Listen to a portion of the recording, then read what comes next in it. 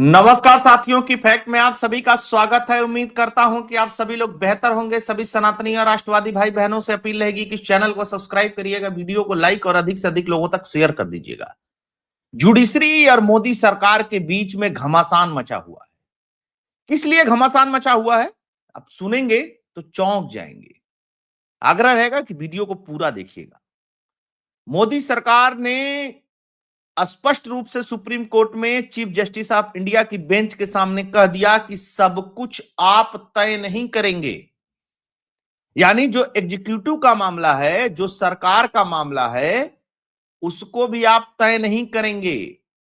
और सुप्रीम चाहता है कि जो ट्रिब्यूनल है इस देश में 25 ट्रिब्यूनल है। ट्रिब्यूनल इसलिए बनाए गए थे ताकि कोर्टों का भार जो है वो कम हो। उस ट्रिब्यूनल में कोलेजियम सिस्टम को इंट्रोड्यूस करना चाहता है सुप्रीम कोर्ट। सुप्रीम कोर्ट पूरी तरीके से कंट्रोल करना चाहता है ट्रिब्यूनल को। सुप्रीम कोर्ट चाहता है कि ट्रिब्यूनल में सारी नियुक्तियां, उसके सारे अधिकार, उसकी सारी चीजें सुप्रीम कोर्ट तय करे। और सुप्रीम कोर्ट यह भी चाहता है कि जो सुप्रीम कोर्ट तय कर दे उसको केंद्र सरकार कानून बना दे। यह अभी तक कभी नहीं हुआ कि सुप्रीम कोर्ट कोई फैसला दे उस पर इस देश की संसद कानून बना दे। लेकिन chief justice B R Gavai की बेंच सुनवाई कर रही है दो जजों की बेंच। मामला क्या है उसको हम लोग समझेंगे। अब बहुत जोरदार बहस हुई है सुप्रीम कोर्ट के अंदर। Chief justice B R Gavai कुल मिला जुला करके 5 दिन के और मेहमान हैं, क्योंकि 5 दिन बाद वो रिटायर हो जाएंगे। फैसला इस मामले में सुरक्षित रख लिया गया है। लेकिन जुडिशरी किस तरीके से काम कर रही है इस देश की, यह भी इस देश के लोगों को जानना बहुत जरूरी है। इस देश की सुप्रीम कोर्ट के 2 जज मिलकर के इस बात को मनवाने के लिए अड़ गए हैं कि सारी जुडिशरी ऐसे ही सोचती है। संवैधानिक बेंचों का मतलब ही खत्म कर दिया है, चाहे वो राष्ट्रपति के प्रेफरेंस वाले रेफरेंस वाले केसेस में हो या राष्ट्रपति को वो देने वाला केस हो। रेफरेंस वाले केसेस में तो 5 जजों की बेंच बैठी है, हालांकि वो बाध्य होता नहीं है मानने के लिए। चाहे राष्ट्रपति और राज्यपाल कितने दिन में किसी बिल पे सिग्नेचर करेंगे, वो वाला मामला हो। इस देश में जुडिशरी की मनमानी की वजह से, और वो भी मात्र 2 जजों की बेंच की मनमानी की वजह से, इतना बड़ा जुडिशियल क्राइसिस क्रिएट हो गया। लेकिन मजाल है सुप्रीम कोर्ट उसमें चूक कर दे।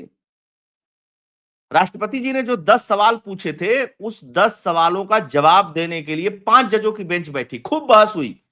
जज ने कहा कि जो 2 जजों ने फैसला दिया है वही फैसला लागू रहेगा। हम तो सिर्फ रेफरेंस पे बहस कर रहे हैं और राष्ट्रपति ने जो बोला है, जो पूछा है, उसका जवाब देंगे।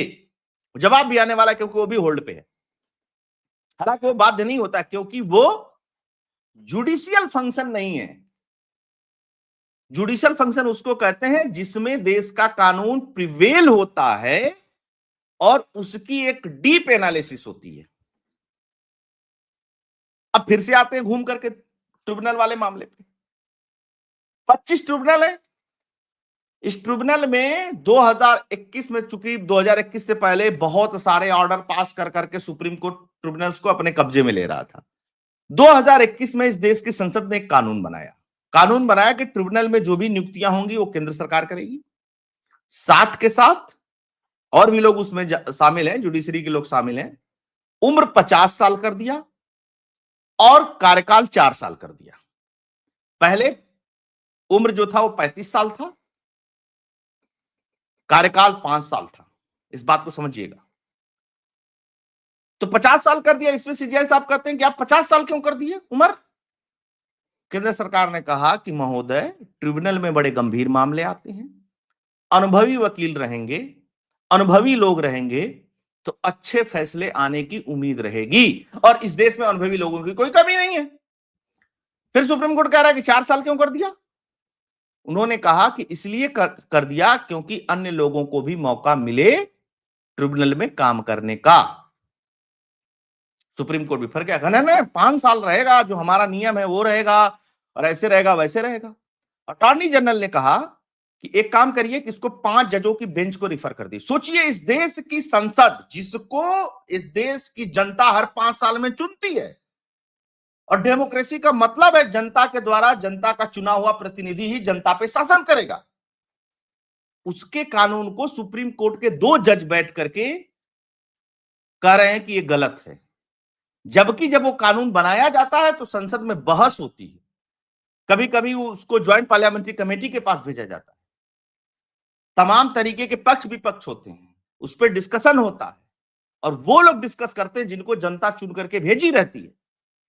लेकिन सुप्रीम कोर्ट जो अपनी नियुक्ति अपने से कर लेता है, वो इस बात पे अड़ा हुआ है कि नहीं नहीं, संसद कुछ नहीं कर सकती है, सुप्रीम कोर्ट करेगा, सुप्रीम कोर्ट। सरकार ने कहा कि आप नहीं करेंगे। अगर 2 जजों की बेंच ने खिलाफ में फैसला दिया तो संसद में फिर से इसको लेकर के कानून बनाया जाएगा। इस पे भी चीफ जस्टिस ने कहा कि क्या सुप्रीम कोर्ट के किसी आदेश को पलट के संसद के पास पलटने का शक्ति है? अटॉर्नी जनरल ने कहा कि बिल्कुल शक्ति है, और बिल्कुल पलट सकती है, क्योंकि कोलेजियम सिस्टम के समय में यह काम नहीं किया गया, बहुत दिन तक जम गया। फिर 2015 में जब नरेंद्र मोदी आए, उन्होंने एनजेएसी लाया। एनजेएसी को 5 जजों की बेंच बैठती और खारिज कर देती है, कहती है नहीं नहीं, जुडिशरी का इंडिपेंडेंस खत्म हो जाएगा। जुडिशरी का इंडिपेंडेंस कितना बेहतर है, जुडिशरी कितना बेहतर इस देश की हायर जुडिशरी समझ रही है, आप कम से कम 5 या 7 जजों की बेंच तो बना देते कि भैया मामला संवैधानिक है, संविधान से जुड़ा हुआ है, 2021 में इस देश की संसद ने कानून बनाया है, लेकिन आपको अपना वर्चस्व दिखाना है कि हम बहुत सुपीरियर हैं। सीजीआई ने क्या क्या नहीं कहा कि मोदी सरकार सुनवाई नहीं चाहती है, अटॉर्नी जनरल पेश नहीं होना चाहते, जबकि ये इतना क्लिष्ट मामला है, ये इतना जरूरी मामला है कि इसमें सॉलिसिटर जनरल तक बहस नहीं कर रहे हैं, इसमें अटॉर्नी जनरल बहस कर रहे हैं, आखिरी वकील सरकार का।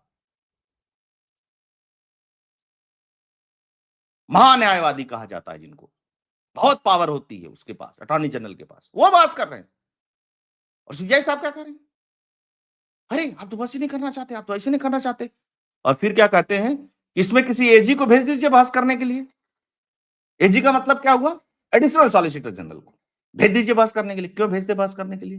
खैर, बहस हो गई, सारी चीजें हो गई, लेकिन अटॉर्नी जनरल ने बहुत सुनाया, कहा कि आप सब कुछ नहीं तय कर सकते मिलॉर्ड, ये गलतफहमी निकाल दीजिए दिमाग से, एग्जीक्यूटिव का काम रहा। कल के लिए पुलिस की नियुक्ति में, कल के लिए किसी और चीज की नियुक्ति में, किसी अन्य संस्था की नियुक्ति में, सब में सुप्रीम कोर्ट कहे कि हम रहेंगे।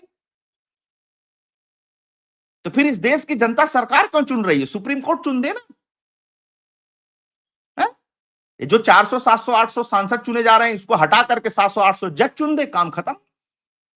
वही सब नियुक्ति कर लिया करें, नियुक्ति कर लिया करें, जजमेंट दे दिया करें, एग्जीक्यूट कर लिया करें, सब कुछ वही कर ले। अभी सरकार अगर जुडिशरी के मामले में हस्तक्षेप कर दे तो जुडिशरी आग बबूला हो जाती, कथी कंटेम्प्ट ऑफ कोर्ट लगाओ। सुप्रीम कोर्ट के, हाई कोर्ट के फैसलों के खिलाफ कोई कुछ बोल दे अगर, तो कंटेम्प्ट लगाओ, कैसे बोल दिया इसने, जुडिशरी की साख गिरा दी इस व्यक्ति ने, इसको यह ज्ञान नहीं, उसको यह ज्ञान। सुप्रीम कोर्ट को क्यों लगता है कि उसको हर विषय का ज्ञान है? क्यों लगता है? ये सवाल उठता रहेगा, और तब तक उठता रहेगा जब तक इस देश के अंदर कोलेजियम सिस्टम रहेगा। आप सोचिए, 2 जज बैठते हैं और अधिकार तय कर देते हैं कि राष्ट्रपति कब बिल पास करेगा और राज्यपाल कब बिल पास करेगा, और उसके बाद कहते हैं कि अगर इतने समय में बिल पास नहीं होगा तो स्वतः बिल पास मान लिया जाएगा। इस देश के इतिहास में कभी नहीं हुआ, स्वतः बिल पास हो गया, राज्यपाल और राष्ट्रपति के सिग्नेचर के बिना विधानसभा का बिल पास हो गया। और फिर लोग सोचते हैं कि जुडिशरी की लोगों को इज्जत करनी चाहिए, किस बात के लिए? कम से कम अगर राष्ट्रपति का यह अधिकार आपको तय करना था या कुछ इस तरीके की चीजें तय करनी थी, तो आप आधे सुप्रीम कोर्ट का तो बेंच बनाते ही, 17 लोगों की बेंच बनाते, 13 लोगों की बेंच बनाते, कम से कम ज्यादा जज बैठते तो उनको ज्यादा समझ होती ये चीज करना ठीक है कि नहीं ठीक है। लेकिन नहीं, 2 जज बैठे, उनका ले आओ, फैसला करते हैं हम, बहुत पावर है हमारी कलम में, उसी को लेकर के सवाल पूछे। एक तरफ आप ये काम कर रहे हैं, एग्जीक्यूटिव का काम है ट्रिब्यूनल का नियुक्ति करना, आप उसमें घुसेड़े पड़े हैं, नहीं नहीं हमारे लोग इसमें होने चाहिए। अच्छा हम ये करेंगे, क्यों करेंगे आप?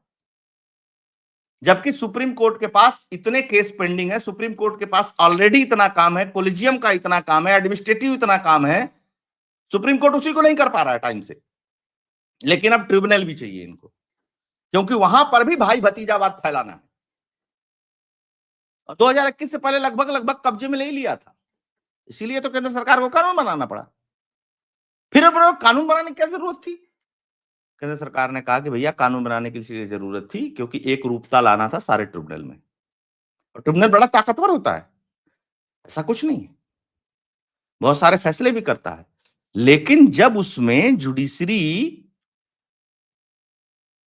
टांग अड़ा देगी या उसको अपने कब्जे में ले लेगी तो फिर वही हाईकोर्ट सुप्रीम कोर्ट वाली हाल हो जाएगी। चल रहा है मामला। सीजीआई ने एक बात और कही, क्या कहा कि क्यों ना सारे ट्रिब्यूनल को खत्म कर दिया जाए और सारे मामले हाईकोर्ट को ट्रांसफर कर दिया जाए। सरकार ने कहा क्यों? यह तय करना सुप्रीम कोर्ट का काम नहीं है कि किसी यूनिवर्सिटी को खत्म कर लो, किसी इंस्टीट्यूशन को खत्म कर दो, किसी ट्रिब्यूनल को खत्म कर दो। यह काम सरकार का, यह काम संसद का है इस देश की, सुप्रीम कोर्ट का नहीं है। सुप्रीम कोर्ट कानून की व्याख्या करने के लिए बैठा हुआ है और आर्टिकल 43 में कई सारे प्रावधान हैं, और कम से कम पुराने जजमेंटों को जो सुप्रीम कोर्ट के हैं उसको भी पढ़ना चाहिए ढंग से। और इसी तरीके से अगर सुप्रीम कोर्ट की हरकतें रही तो जाहिर सी बात है सुप्रीम कोर्ट के साख पर बट्टा लगातार लगता रहेगा। आप देखिए कितनी खराब बात है कि सरकार और सुप्रीम कोर्ट आपस में भिड़े हुए हैं, इतनी तीखी बहस हो रही है कि कहना पड़ रहा है कि आपके अधिकार क्षेत्र में नहीं है, आप यह नहीं कर सकते, आपकी मनमानी सब जगह नहीं चल सकती है। क्या इंपैक्ट पड़ेगा आम नागरिक पे? सामान्य आदमी तो यही सोचेगा ना कि सरकार लड़ रही है, सुप्रीम कोर्ट से लड़ रही है, क्योंकि सबको थोड़ी ना कानून का इतना समझ है इस देश के अंदर, क्योंकि सबको कानून की समझ के लिए तो आज तक सुप्रीम कोर्ट ने कोई प्रयास ही नहीं किया। इस देश के सामान्य नागरिक को भी कानून की समझ होनी चाहिए, क्योंकि उसको पता है जिस दिन सामान्य नागरिक को कानून की समझ हो जाएगी उस दिन सब लोग इंटरप्रेट करने लगेंगे हमारे फैसलों को, तो समस्या होगी। सुप्रीम कोर्ट सब जगह तो बराबरी चाहता है, सब जगह तो न्याय चाहता है, लेकिन अपने डोमेन में न कहीं बराबरी चाहता है न कहीं न्याय चाहता है। सुप्रीम कोर्ट यह नहीं चाहता है कि ट्रांसपेरेंट नियुक्तियां हो हाई कोर्ट और सुप्रीम कोर्ट में, है ना। फैसला आप चाहे जो लिखिए, इसके पक्ष में दीजिए, उसके पक्ष में दीजिए, अच्छा फैसला देंगे तो मैं तारीफ भी करता हूं, गलत फैसला होता है तो उस पर मैं क्रिटिसाइज भी करता हूं, एक अलग अलग चीज है। लेकिन सरकारों का आप मतलब जो खत्म करना चाहते हैं अपने पावर से 143 से, कहीं ऐसा ना हो कि कोई सरकार आए और कहे कि पहले 143 बंद करो, ठीक है, फिर आप केशवानंद भारती केस और बेसिक स्ट्रक्चर इसकी दुहाई देते रहेंगे और हो सकता है कि वो ना माने तो आप फिर उसको मना भी नहीं सकते। ट्रस्ट से चलती हैं संस्थाएं, जबरदस्ती नहीं। यूनिवर्सिटी अगर नगर पालिका के काम में हस्तक्षेप करने लगे, नगर पालिका अगर बिजली विभाग के काम में हस्तक्षेप करने लगे तो संस्थाएं नहीं चलेंगी। उसी तरीके से एग्जीक्यूटिव का जो मामला है, जो सरकार का मामला है, उसमें अगर सुप्रीम कोर्ट हस्तक्षेप करने लगेगा तो व्यवस्थाएं नहीं चलेंगी, फिर समस्या उत्पन्न हो जाएगी और विकट समस्या उत्पन्न हो जाएगी इस देश के अंदर। तो दोस्तों ये थी खबर। होप आप लोगों को एनालिसिस कंटेंट फैक्ट्स पसंद आया होगा। सभी लोगों से आग्रह रहेगा कि इस वीडियो को अधिक से अधिक लोगों तक शेयर कर दीजिएगा, राष्ट्रवादी तक पहुंचा दीजिएगा। अगर आप डोनेट और कंट्रीब्यूट करना चाहते हैं तो उसके लिए फोन पे पेटीएम का नंबर स्क्रीन पे दिया हुआ है। बाकी देखते हैं फैसले में क्या आता है। जय हिंद, जय भारत, जय श्री राम।